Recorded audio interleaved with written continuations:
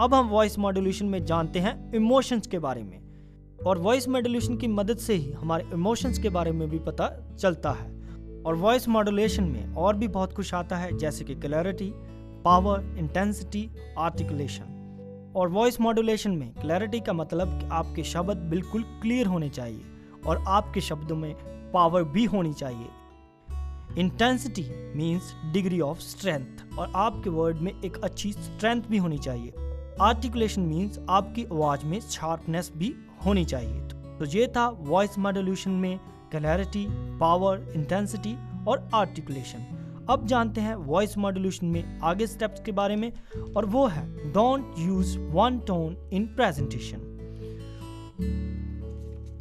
Don't use one tone in presentation में हम आपको बताएंगे कि अगर आप स्पीच के दौरान एक ही टोन का इस्तेमाल करते हैं और वॉइस को मॉड्यूलेट नहीं करते तो आपकी ऑडियंस कुछ ही समय में बोर हो सकती है। सो हमेशा एक इफेक्टिव प्रेजेंटेशन देते दौरान कभी भी एक टोन का इस्तेमाल ना करें। अब हम वॉइस मॉड्यूलेशन में आगे जानते हैं एम्फसाइज ऑन मेन वर्ड्स के बारे में। तो पहले जानते हैं what is a emphasize. Emphasize का मतलब होता है किसी बात पे ज़्यादा जोर देना। और अब जानते हैं कि क्यों मेन वर्ड और पॉइंट को एम्फसाइज करना जरूरी होता है। क्योंकि हमारे मुताबिक कोई भी व्यक्ति आपकी स्पीच को पूरा वक्त पूरे ध्यान से नहीं सुन सकता। सो उनका ध्यान अपनी तरफ खींचने के लिए हम मेन वर्ड्स या पॉइंट्स को एम्फसाइज करते हैं।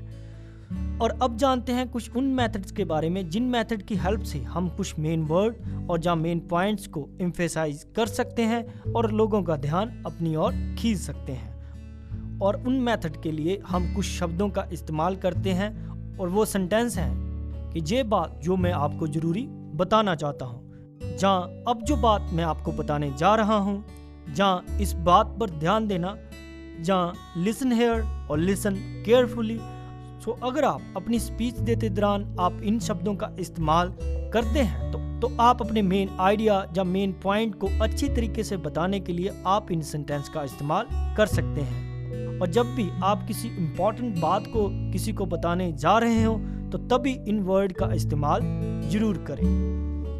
और अब हमने आपको बताया कुछ ऐसे सेंटेंस के बारे में जिसकी मदद से आप अपनी ऑडियंस का इंटरेस्ट अपनी ओर खींच सकते हैं। और अब जानते हैं एक और मेथड के बारे में जिससे भी आप अपनी ऑडियंस का इंटरेस्ट अपनी ओर खींच सकते हैं और अपने मेन पॉइंट्स को एम्फसाइज कर सकते हैं। उसके लिए आपने सिर्फ एक ही काम करना है कि जो भी आप कोई ज़रूरी बात बता रहे हैं उसको आप रिपीट भी कर सकते हैं। अगर आप अपनी ज़रूरी बात को एक बार से दूसरी बार रिपीट करते हैं तो ऐसा होता है कि कई बार पहली बार जब आपने वो बात की होती है तो इंसान का ध्यान कहीं और जगह होने पे वो आपकी बात को सुन नहीं पाता, लेकिन जब आप थोड़ा सा हाई टोन में उस बात को दोबारा रिपीट करते हैं तो जिससे आप उस इंसान का ध्यान भी अपनी ओर कर लेते हैं। सो इन मेथड की हेल्प से आप अपने मेन वर्ड या किसी पॉइंट को एम्फसाइज कर सकते हैं। और अब हम एम्फसाइज मेन वर्ड्स के बारे में कुछ और भी जानते हैं।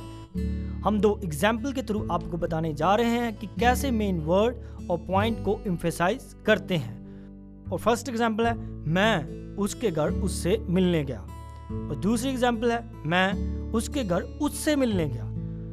तो अब आपने देखा कि पहले सेंटेंस में मैं वर्ड को एम्फसाइज किया गया कि मैं उसके घर उससे मिलने गया, और दूसरे सेंटेंस में हमने उससे वर्ड को एम्फसाइज किया कि मैं उसके घर उससे मिलने गया।